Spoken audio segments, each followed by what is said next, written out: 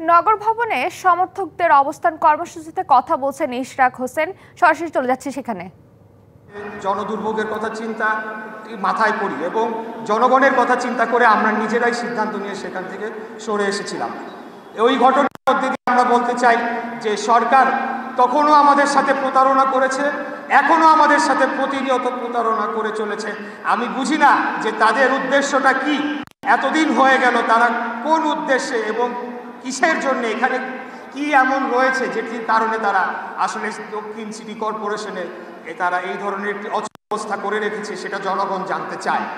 আমি আজকে আপনাদের মাধ্যমে আমি দুর্নীতি দমন কমিশনকে আহ্বান জানাতে চাই, আপনারা এখানে আসুন। এসে যতদিন এই আসিফ মাহমুদ সজীব ভুঁইয়া অফিস করেছে, কি কি দুর্নীতি করে গিয়েছে, তার সমস্ত কিছু আপনারা তদন্ত করে তার বিরুদ্ধে প্রয়োজনীয় ব্যবস্থা নিন। আর এটা ওইটা না, কাপড় ধোয়ার একটাই সলিউশন, চাকা অল ইন ওয়ান। এই ধরনের দুর্নীতিবাজ